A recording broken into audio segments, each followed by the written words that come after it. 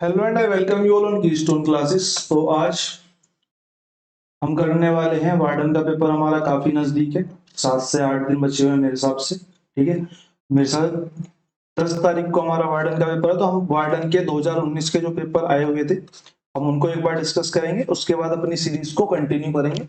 2024 के आपको, अगर आप हमारे चैनल पर नए हो तो 2024 के जितने पेपर्स हुए हैं उन सब का आपका मैथ का सेक्शन जो है वो आपको यहाँ पे कंप्लीट मिल जाएगा इस चैनल पर, अगर प्लेलिस्ट बनी हुई है।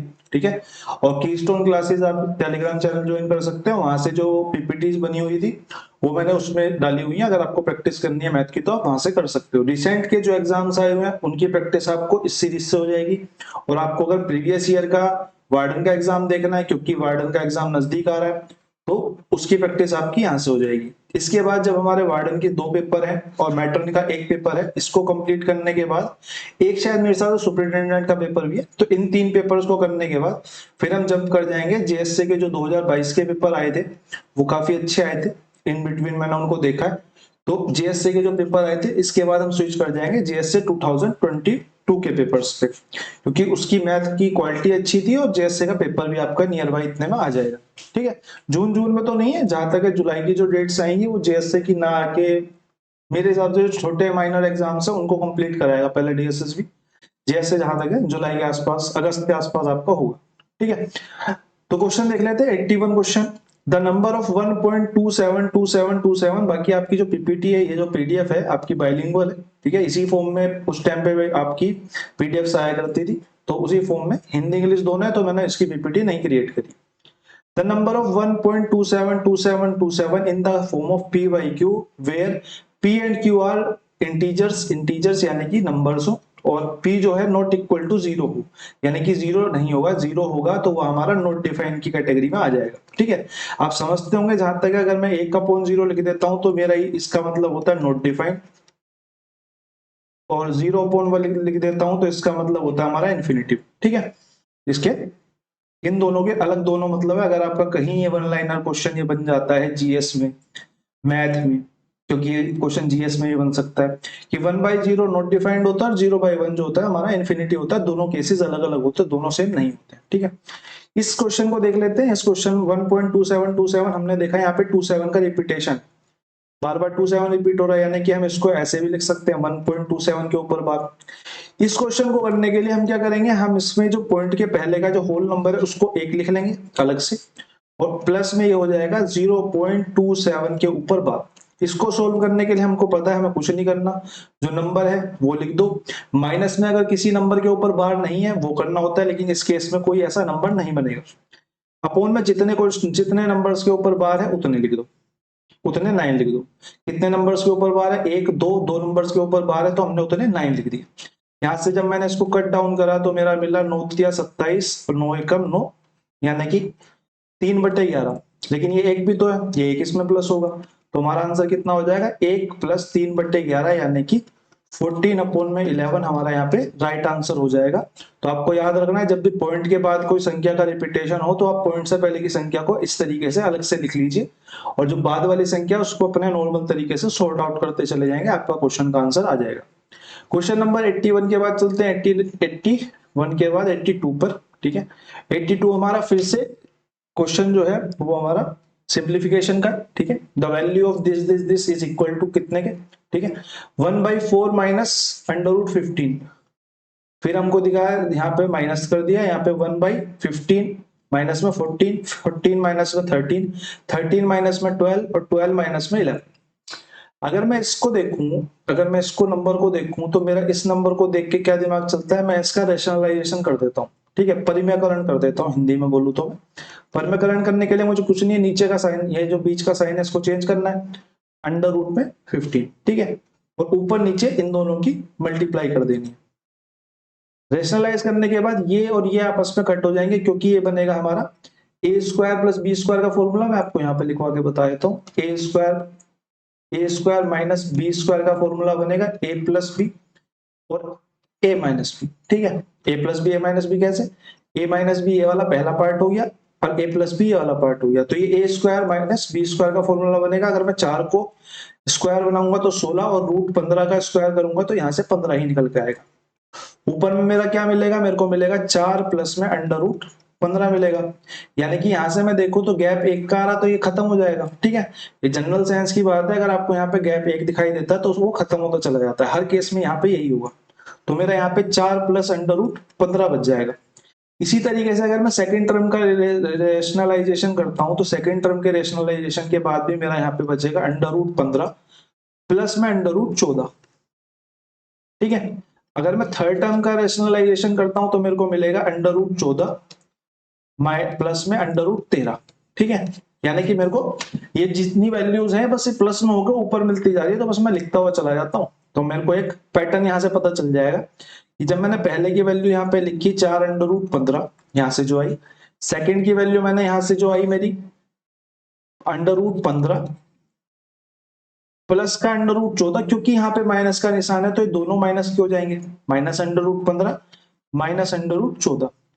नेक्स्ट मैंने वैल्यू लिखी, क्योंकि प्लस का निशान है मैंने प्लस लगा दिया और प्लस ही निकल के आया तो मैंने सीधे प्लस लिख दिया, अंडर रूट 14 प्लस में अंडर रूट 13। ठीक है, यहां से मेरे को एक पैटर्न पता चला कि ये यहां से कट हो गया, ये यहां से कट हो गया, यानी कि ये जो पहला नंबर है ये बचा, और मेरे को पता चल रहा है कि लास्ट में पैटर्न में जो नंबर आएगा वो मेरा बचेगा। यहाँ पे मेरा प्लस का निशान है, यहां से भी ये प्लस आएगा, इसकी वैल्यू मेरी आएगी अंडर रूट 12 प्लस में अंडर रूट 11, और अंडर रूट 12 जो है अपने प्रीवियस वाले से कट हो जाएगा, जैसे कि ये कट हो गया आपस में, तो मेरे पास यहाँ पे क्या वैल्यू बचेगी 4 प्लस में अंडर रूट 11। ठीक है, ये कुछ बड़ा भी आ सकता है, इससे भी बड़ा आ सकता है। इसने क्वेश्चन में तो 12 और 11 पूछा है, यहाँ पे डेट डेट डैश करके वो 1 बाई अंडर रूट 2 प्लस में माइनस में अंडर रूट 1 कर देता, तो हमारा क्या आंसर आया था 4 प्लस में 1 यानी कि 5। ठीक है, तो हमारा आई होप आपको समझ में आ गया होगा 82 क्वेश्चन नंबर 83 के पास चलते हैं। 83 हमारा क्या कह रहा है, 83 हमारा नॉर्मल सा क्वेश्चन है। ठीक है, नॉर्मल सा सिंप्लीफिकेशन का क्वेश्चन, सिंप्लीफिकेशन का वन पार्ट जो है वो मैक्सिमम जो है उसका वन पार्ट जो था वो आपका सिंप्लीफिकेशन का था।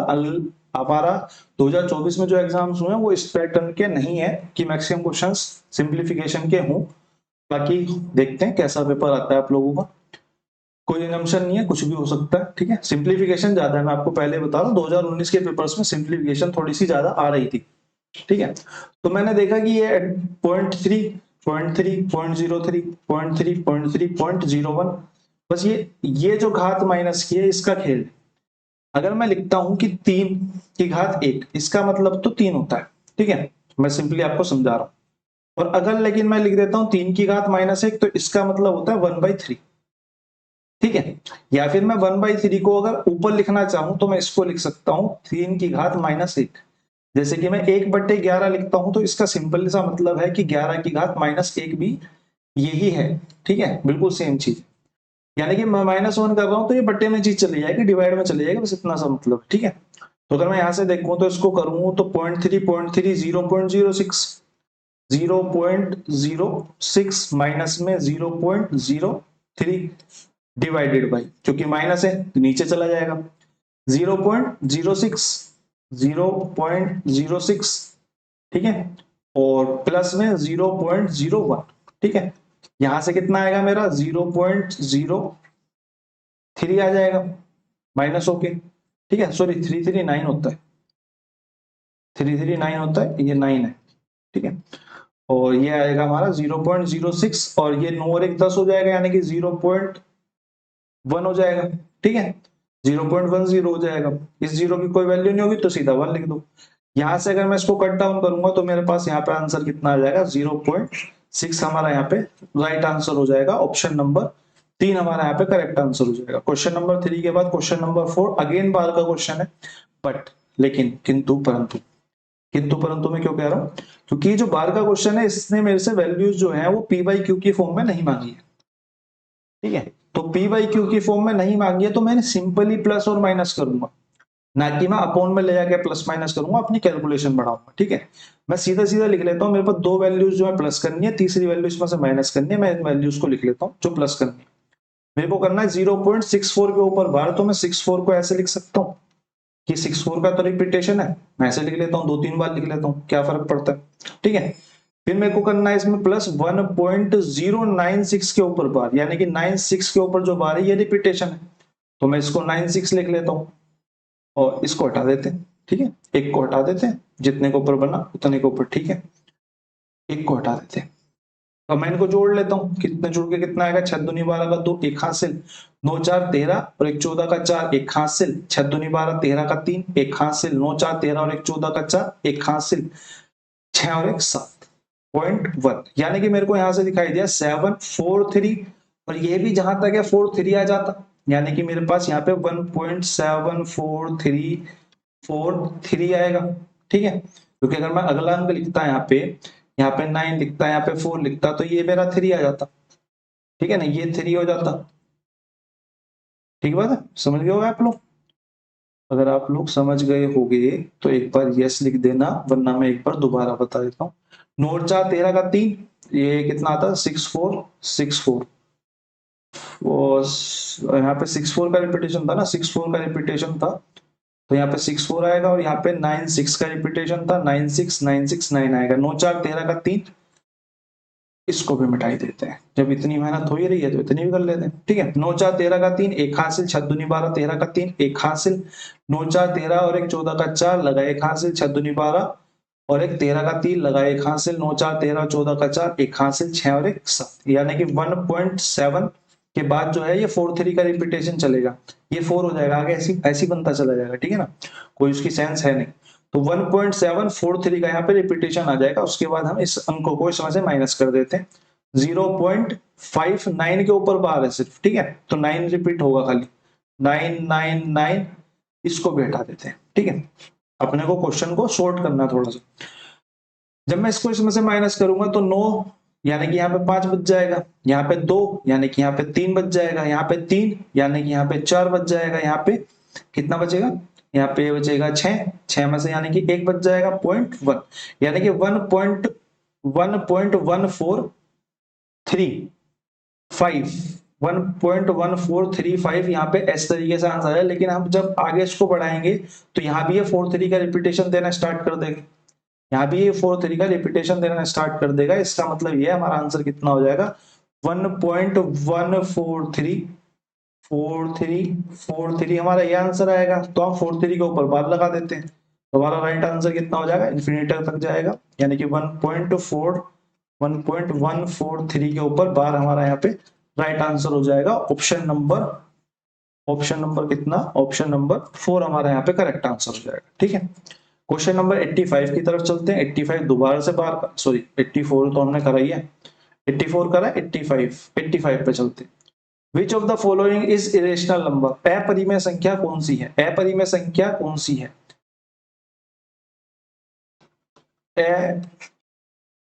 अपरिमेय संख्या, ठीक है।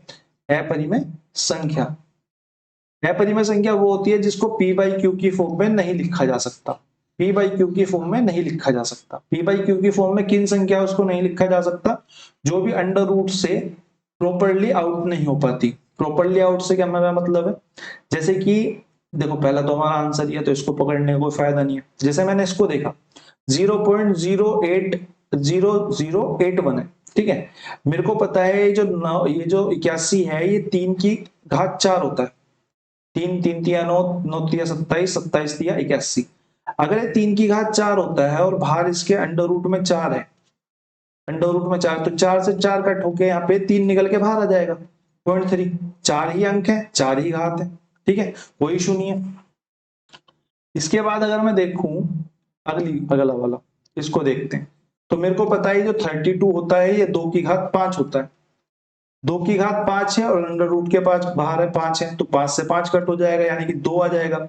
इसको मैं सीधा सिंपल ये भी तो लिख सकता हूं कि 0.3 जो है ये 0.3/1 भी तो ठीक है, तो ये p बाई क्यू की फॉर्म है। इसी तरीके से ये भी /1 है, ये भी p बाई क्यू की फॉर्म है। इसी तरीके से अगर मैं देखूं तो 729 जो होता है वो 3 की घात 6 होता है, 3 की घात 6 होता है और अंडर रूट के बाहर 6 है, तो 6 से 6 कट हो जाएगा, यानी कि 0.3 आ जाएगा। यहाँ पे अंक भी देख लेते हैं, 1 अंक, 2 अंक, 3 अंक, 4 अंक, 5 अंक, 6 बाहर निकला, 6 से कट गया तो 0.3 आ गया। इसके बट्टे में भी 1 होगा, ये भी p बाई क्यू की फॉर्म होगी। अगर मैं यहाँ पे पहला क्वेश्चन जो है ऑप्शन जो है उसको देखूं तो मेरे को यहाँ दिखाई देता 27, ये मेरा 3 की घात 3 है, और बाहर भी 3 है, तो 3 से तो 3 कट हो जाएगा, लेकिन यहाँ पे अंक जो है वो 4 है, तो ये पूरी तरीके से बाहर नहीं आ पाएगा, पूरी तरीके से बाहर नहीं आ पाएगा, यानी कि मैं इसको 0.3 नहीं बोल सकता, ये गलत हो जाएगा। और मैं इसको 3 भी नहीं बोल सकता, ये भी गलत हो जाएगा, तो ये p बाई क्यू की फॉर्म बन नहीं पाएगी। इसकी वजह से ये जो क्वेश्चन है इसका आंसर 0.0027 हो जाएगा, क्योंकि ये ब्रैकेट के बाहर आ नहीं पाएगा, अंडर रूट से बाहर प्रॉपर आ नहीं पाएगा। ठीक है, आई होप आप लोग समझ पाए होंगे। बाकी आप एक बार रेशनल रिलेशन नंबर का कॉन्सेप्ट एक बार रिवाइज कर लेंगे तो आपके ये वाला क्वेश्चन और अच्छी तरीके से क्लियर हो जाएगा। ठीक है, लेट एन 1420 मल्टीप्लाई 23 मल्टीप्लाई 1425। ठीक है, what is the reminder when n is divided by 12। अगर n 12 से डिवाइड करते हैं n को, यानी कि 1420 को, 1423 को और 1425 को अगर हम 12 से डिवाइड करते हैं तो हमारा रिमाइंडर क्या बचेगा? भाई रिमाइंडर बचेगा तब जब ये पूरा नहीं कटेगा। लेकिन मैं अगर यहां से देखूं यहां से देखूं तो 2 से तो यही कट रहा है, 2 सत्ते 14, 2 एकम 2, 2 जीरो 0, 2 छिक 12।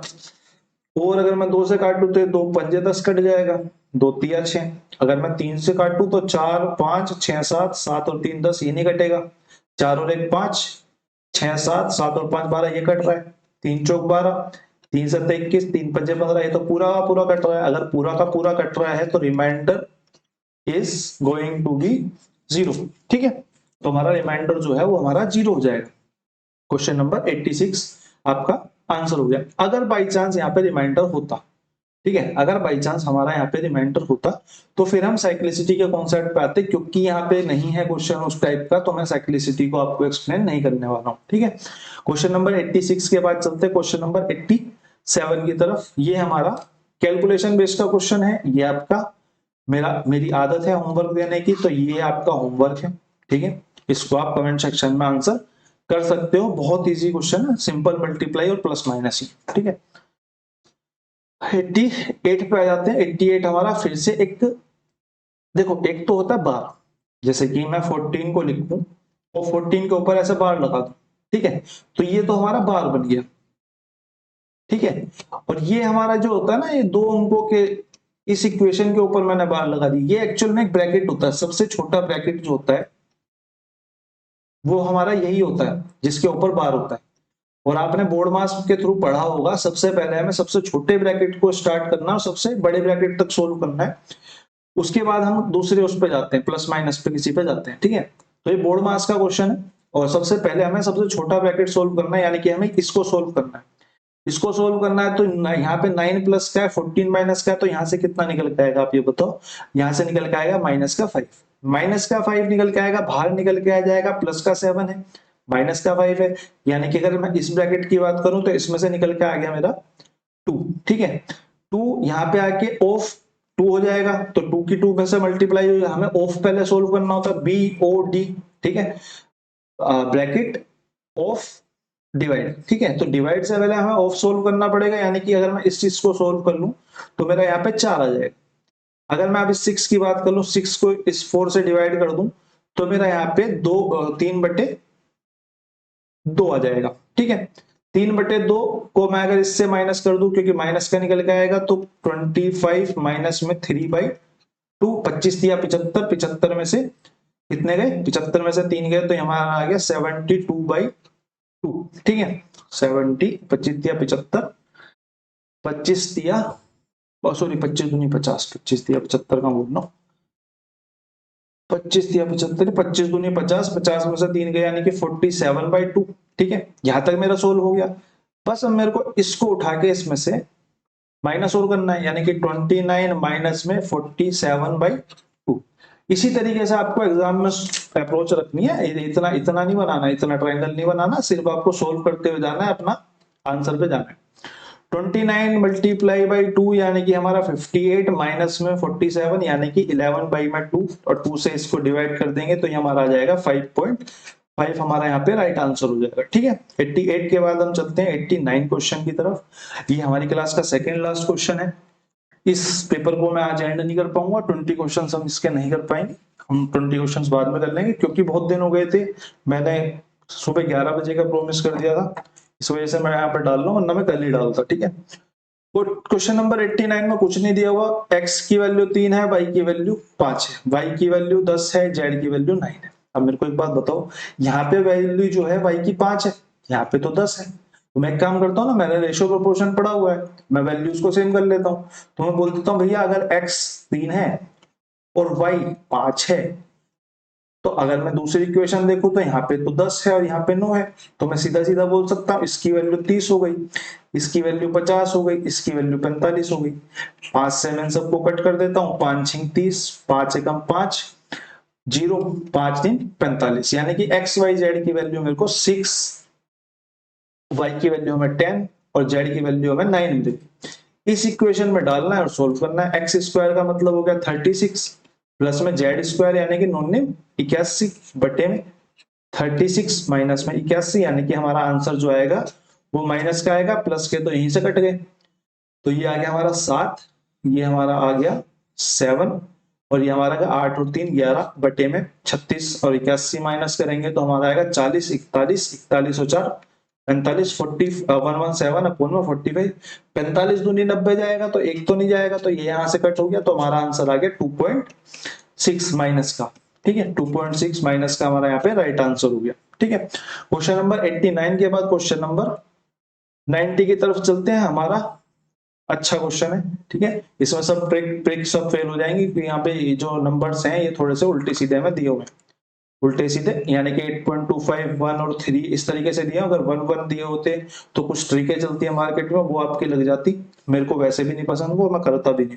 ठीक है, तो ये नंबर्स क्योंकि अनइवन है तो यहाँ पे कोई ट्रिक वगैरह लगेगी नहीं, तो आपको सिंपली यहाँ पे सोल्व ही करना पड़ेगा। अगर मैं इसको देखूं तो इसकी वैल्यू मेरी हो जाएगी 3 माइनस में 1 बटे में 4 बटे 5, और इसी को मैं क्या लिख सकता हूँ कि 3 माइनस में 5 बटे 4। ठीक है, 4 दिया 12, 12 में से 5 गए यानी कि 7, यानी कि इसकी वैल्यू मेरी आ गई 7 बटे 4। जैसी मेरी 7 बटे 4 आई, मैंने इस वाली को पकड़ लिया, इस वाली को पकड़ा तो मेरे को मिला 1/1 माइनस में 1, 7 अपोन में 4, 4 ऊपर चला जाएगा यानी कि 1 माइनस 4 अपॉन 7, 7 उधर मल्टीप्लाई हो जाएगा 7 और 7 में से 4 गए यानी कि 3 बटे 7। ठीक है, 3 बटे 7 आते ही मैंने उस वैल्यू को यहाँ पे उठा के रख दिया, माइनस 8.25 प्लस का 7.5 अपोन में 3 बटे में 7, 3 से मैं इसको काट सकता हूँ, 3 दूनी 6, 3 पंजे 15, 3.2.5, इस 7 की मल्टीप्लाई ऊपर हो जाएगी तो 7 दूनी 14, 7 पंजे 35 यानी कि 17.5, माइनस का 8.25 प्लस का 17.5, 17.5 में से इसको जब मैं घटाऊंगा तो मेरा आंसर इतना आ जाएगा 9.25, हमारा यहाँ पे राइट आंसर हो जाएगा ऑप्शन नंबर 2 या ऑप्शन नंबर बी, जो भी आपका आता है वो आपका करेक्ट आंसर हो जाएगा। आज की क्लास के बाद हम कल 11 बजे मिलेंगे, अब रेगुलर मिलेंगे, कोई दिक्कत वाली बात नहीं है। ठीक है, काम सब खत्म, तो कल आपसे रेगुलर मिलते हैं। इस पेपर के 30 क्वेश्चन हम कोशिश करेंगे कल ही खत्म कर लें। ठीक है, और उसके बाद हम वार्डन का सेकंड पेपर करेंगे। जिसको भी जरूरत हो, जिसकी भी नीड हो, कोई आपसे वार्डन वगैरह के बारे में पूछे तो उसको आप भेज सकते हो। ठीक है, थैंक यू।